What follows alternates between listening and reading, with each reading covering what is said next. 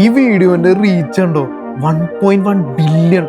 ഇത് വെറും വീഡിയോ അല്ല, സാംസങ്ങിന്റെ ആഡ് ആണിത്.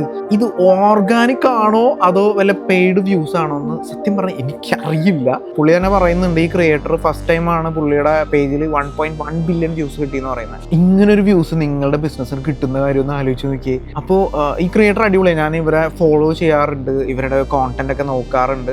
ഇതിനകത്തുള്ള ഒരു മെയിൻ പ്രത്യേകത ഞാൻ മനസ്സിലാക്കിയത്, ഈ ഒരു വീഡിയോന് ലാംഗ്വേജ് ഇല്ലെങ്കിലും ഇതെന്താണെന്ന് മനസ്സിലാവും. അതാണ് കോണ്ടന്റിന്റെ ഒരു സീക്രട്ട്. ഞാൻ എപ്പോഴും പറയാറുണ്ട്, നിങ്ങൾക്ക് ഒരു വൈഡ് ആയിട്ടുള്ള വ്യൂസ് ആണ് വേണ്ടത്, അല്ലെങ്കിൽ ഒരു എന്താ പറയുക, ഇപ്പോൾ ഹിന്ദിക്കാരും മറ്റ് പല ലാംഗ്വേജിലുള്ളവർ, പല സ്റ്റേറ്റിലുള്ളവർ കാണുമ്പോഴാണ് ഏറ്റവും കൂടുതൽ മില്യൺ വ്യൂസ് കിട്ടുന്നത്. നമ്മൾ കേരളത്തിൽ മലയാളത്തിൽ കോണ്ടന്റ് ചെയ്യുമ്പോൾ, ഇപ്പം ഞാനൊക്കെ ഈ ചെയ്യുന്ന വീഡിയോ അധികം റീച്ച് ആവില്ല. കാരണം എന്താ പറഞ്ഞാൽ ഇത് ഓഡിയോ കേട്ടാൽ മാത്രമേ മനസ്സിലാവുള്ളൂ, പിന്നെ ഒരു ഫ്ലാറ്റ് ആയിട്ട് ചെയ്യുന്നുണ്ട്. പക്ഷെ ഓഡിയോ ഇല്ലാതെ മനസ്സിലാക്കുന്ന രീതിയിൽ വീഡിയോ കോണ്ടന്റ് ക്രിയേറ്റ് ചെയ്യുകയാണെങ്കിൽ മാക്സിമം വിസിബിലിറ്റീസ് കിട്ടും. ഇപ്പോൾ ബിസിനസ് ഓണർക്ക് ഇത് എത്രമാത്രം ഇങ്ങനെയുള്ള കോണ്ടന്റ് ഹെൽപ്ഫുൾ ആവും എന്നുള്ളത് ഡിപ്പെൻഡ്സ് ഓൺ ബിസിനസ് ആണ്. പക്ഷെ നിങ്ങളൊരു ക്രിയേറ്റർ ആണെങ്കിൽ, നിങ്ങൾ വ്യൂസ് ആണ് നോക്കുന്നത്, വ്യൂസിലൂടെ വരുമാനമാണ് നിങ്ങൾ എക്സ്പെക്ട് ചെയ്യണമെങ്കിൽ ഈ ഒരു സ്ട്രാറ്റജി നിങ്ങൾ അപ്ലൈ ചെയ്യുക. അതായത് ഇത് പല ക്രിയേറ്റേഴ്സിനും അറിയില്ല. ഞാൻ ഇതിനെക്കുറിച്ച് സംസാരിക്കുമ്പോൾ ഇങ്ങനെയുണ്ടല്ലോ, ഇങ്ങനെയാണല്ലോ റീച്ച് കിട്ടുന്നതെന്ന് ചോദിക്കുന്ന പലരും ഉണ്ട്. അപ്പോൾ ഇതിന്റെ സീക്രട്ട് ഇതാണ്, വീഡിയോ മ്യൂട്ടാക്കി വെച്ചാലും